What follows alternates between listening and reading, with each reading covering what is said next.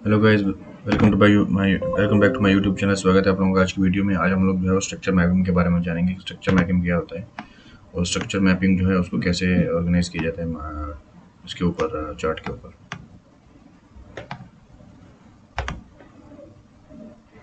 Structure mapping actually chart को जो है वो मैप करना होता है। मैप करने से मुराद ये है कि पॉइंट्स फिगर आउट करना कि कहाँ पे आपका जो है वो पॉइंट ऑफ इंटरेस्ट है, कहाँ पे आपका लिक्विडिटी जोन है, कहाँ पे आपका जो है वो सपोर्ट जोन है, कहाँ पे आपका रेजिस्टेंस जोन है, कहाँ पे आपका बॉस है, कहाँ पे आपका चौक है, कहाँ पे आपका आईडीएम है, एक्सेट्रा एक्सेट्रा। तो स्ट्रक्चर मैपिंग में आपको स्पेसिफिकली एक एरिया जो है वो मार्क करना होता है अपना ट्रेडिंग के लिए, ताकि आपको समझ आ सके कि जो इस एरिया से बाहर का एरिया है उसको मुझे जो है वो फोकस नहीं करना। फॉर एग्जांपल, अब ये इतना बड़ी जो है वो ये मार्केट है। अब आपको कैसे पता चलेगा कि कहाँ से मुझे जो है वो किस एरिया को जो है वो फोकस करके या किस एरिया के ऊपर जो है वो मुझे पॉइंट करके मार्केट को जो है वो मूव करते हुए देखना है, मतलब मेरा पॉइंट ऑफ इंटरेस्ट किधर है।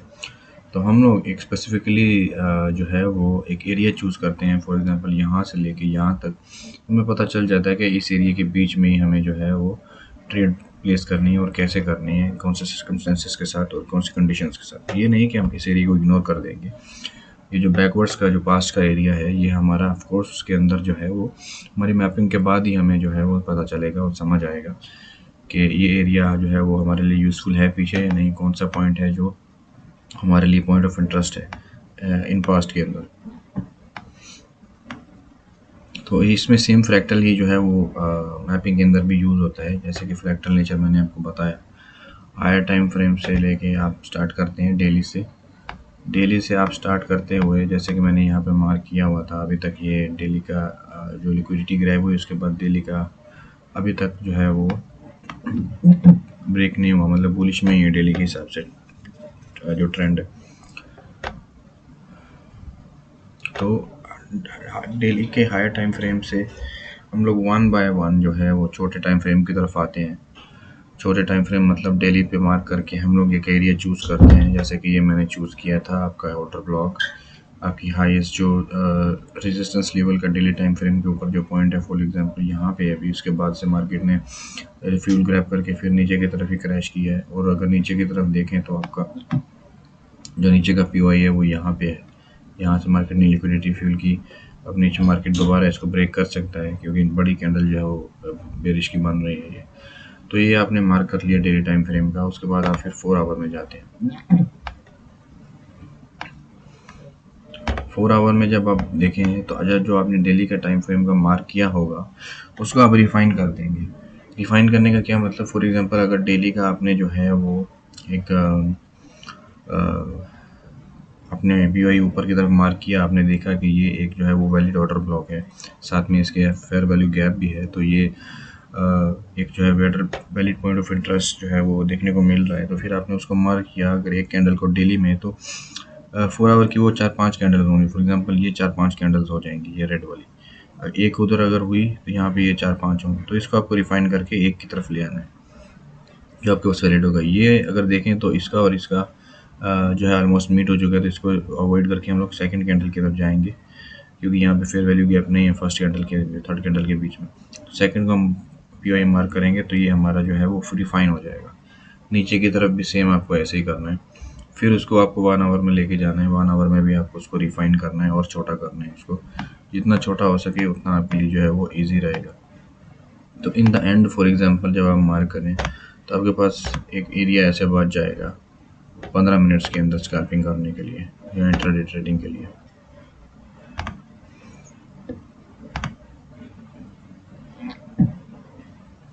यहाँ पे फॉर एग्जांपल आपके पास एक एरिया बच जाएगा। अब एरिया के अंदर आपको देखना है 15 मिनट के अंदर लोअर टाइम फ्रेम के अंदर कि कौन से पीओआईज हैं डाउन पे और कौन से पीओआईज हैं अप। लिक्विडिटी जोन जो है वो कहाँ पे है, अगर पीओआई नहीं भी है तो लिक्विडिटी कहाँ से मार्केट ग्रैब कर सकता है। अब इस एरिया के अंदर आपको एक एरिया मिल गया कि इसके अंदर आपको ट्रेड करना है और यहाँ पे आपने पीओआई ढूंढ लिए। जैसे मार्केट ने ब्रेक किया, फ्यूल लिया, ऊपर वाला बाकी है तो मार्केट ऊपर आ सकते हैं। यहाँ से मार्केट कहाँ से टैप करके वापस जाएगा, पीछे की तरफ आपको देखना है।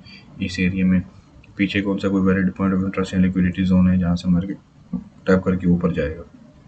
तो ऐसे आपने फिर जब आपने पूरा आपने एक स्ट्रक्चर मैपिंग ड्रॉ कर लिया, आपने देख लिया कि यहाँ पे एक हायर हाई है, यहाँ पे एक हायर लो है, यहाँ पे बॉस हुआ था, यहाँ पे चॉप हुआ था, आपने सब कुछ मार्क कर लिया, आपने ऑर्डर ब्लॉक्स डाल दिए, अपने आईडीएम वगैरह आपने अपना सब मार्क कर लिए, पीओआईज आपने मार्क कर लिए बॉक्स के अंदर। मैंने काफ़ी दफ़ा अपनी पुरानी वीडियोस में समझाया वो कैसे करना है। डेली टाइम फ्रेम को फिर डी डाल के फिर 4 आवर, फिर 1 आवर 15 मिनट, फिर आप जो है वो आराम से जो है वो आपको पता चल जाएगा इस एरिया के बाहर वो कैंडल निकलेगी तो मुझे बाय करना होगा या सेल करना होगा। जो कंडीशंस क्या होंगी वो फिर इन फ्यूचर जो है आपको देखना पड़ेगा। तो ये जो है वो स्ट्रक्चर मैपिंग कहलाती है, इसको स्ट्रक्चर मैपिंग बोलते हैं। इसको किए बगैर आप जो है वो पूरे चार्ट का आपको समझ ही नहीं आएगी, कंफ्यूज हो जाएंगे कि करना क्या है और कैसे करना है। तो फ्रैक्टल इसके अंदर इन्वॉल्व होता है फॉर श्योर। फिर उसके बाद आपकी जो है वो लिक्विडिटी है, फिर बायस है और स्ट्रक्चर मैपिंग, ये सब मिला के आईसीटी बनता है। तो आज फिलहाल स्ट्रक्चर मैपिंग की जो है सिर्फ बात हुई है, तो ये जो है वो आपको जो है इस तरह करना पड़ता है।